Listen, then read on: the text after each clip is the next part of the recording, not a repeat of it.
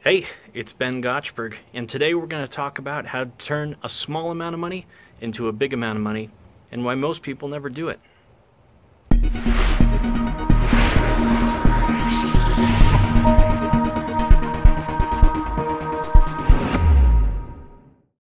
All right, it's a beautiful Saturday out here in Colorado, and I'm just sitting on the front porch and thought I'd put up a quick video talking about this particular subject. And there's not going to be any snake oil here, there's no get-rich-quick stuff.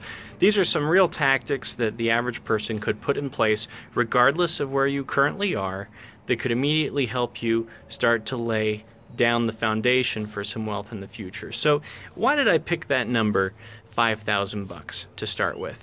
Well, there's an old saying that goes, you need money to be able to make money. It takes money to make money. That's not really true, but you do need to have a little bit of cushion so you can start to take shots, so you can start to swing the bat. So here is a list of concrete steps that you can take to turn a small amount of money into a big amount of money. First of all, once you've got that little chunk of money to the side, and all during the process that you're actually putting the money aside, start taking the time to express sincere interest in other people. And you may think that that's kind of a no-brainer, but the truth is that most people go through life spending more time talking about themselves than actually focusing on the people around them. And if you're one of those folks that actually takes the time to find out who people are, what they're about, and what they want to accomplish, you can more easily start to realize what it is that they might be able to do in your realm as well, and the role that they could play. Next thing is, as you express a sincere interest in other people, you're going to eventually discover what it is that they're about and what it is that they actually want. And when that happens, you've got a green light, because chances are you have something that you might be able to do to help them, whether that's making a connection to someone else, providing skill, providing knowledge, or in some cases just providing labor. You being willing to do that, to fulfill a piece of something for them, is what puts you in the position to be able to again receive. Next, find out, once you discover what it is that they want, what it is that they're about, find out how you fit in. Just like I mentioned before, skill, knowledge, labor, whatever it is, figure out what you are bringing to the table and how you might be able to cultivate a real value proposition for them.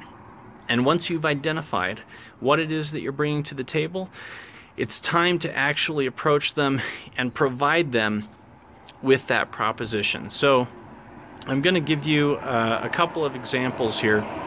First one is about 6 months ago, I started to have real conversations with a friend of mine that I had made at a local bar, Loaded Joe's out in Avon. Great little place. We had met years prior, and we finally started talking about what it is that he does. And I discovered that he really likes cars. He happens to race competitively in motocross, and I discovered that he was capable and willing to buy and sell a vehicle, to flip a vehicle. Now, he didn't have capital, so I was able to bring capital to the table.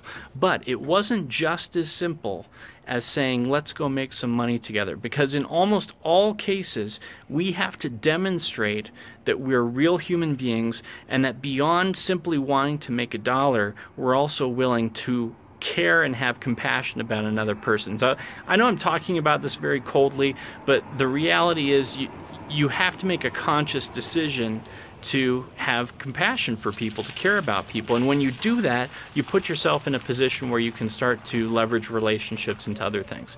So to make a long story short, I explained what I was about, I explained where I was, and why I wanted to go make money, and that was enough of a reason for us to partner up. Now, what's crazy is he had had that conversation multiple times before with other people, but because those people had either, one, failed to make a real relationship, or two, invest in that relationship with trust, compassion, understanding, and legitimate interest, it never panned out into anything. In fact, something else that you've got to realize is that most people out there are extremely risk averse. And risk is just an issue of control. It's just about your ability to understand what's going on and whether or not you have control of the entire piece of the pie.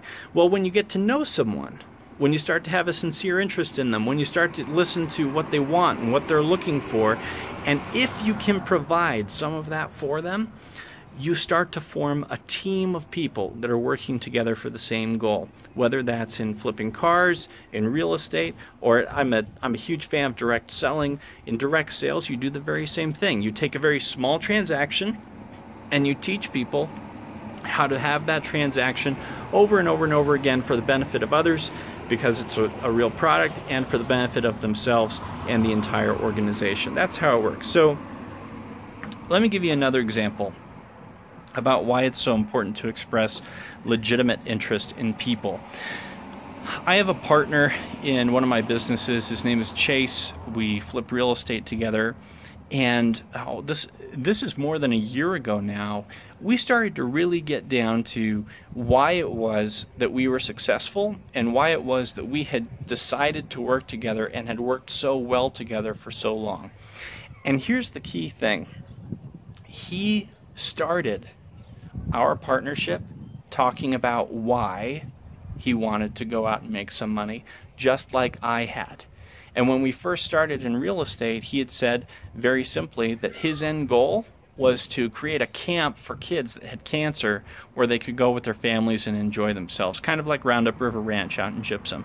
So that same idea that he had had for years was enough motivation for us to continue to work together. It's pretty incredible. Anyway, so what about this whole thing scares you? You know, is there, what am I talking about that you agree with or disagree with? I'd love to hear it. Comment in the comments below. Also, take a second to subscribe if you want more conversations on entrepreneurship, business, and life. And finally, I just want to say one more thing about this.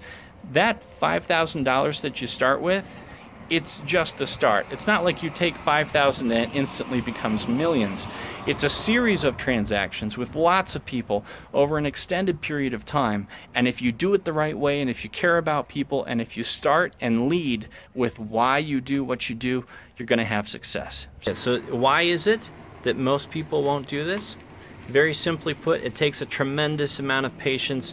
It takes a lot of compassion for other people that oftentimes won't be returned by the very people that you do business with. And that's what you got to keep in mind, is you've got to give for a long enough period of time before you ever see it come back your way. So be brave enough to stand for something. Go out there and get it done. Remember, there's a better way. Go all in. Talk to you soon. Bye.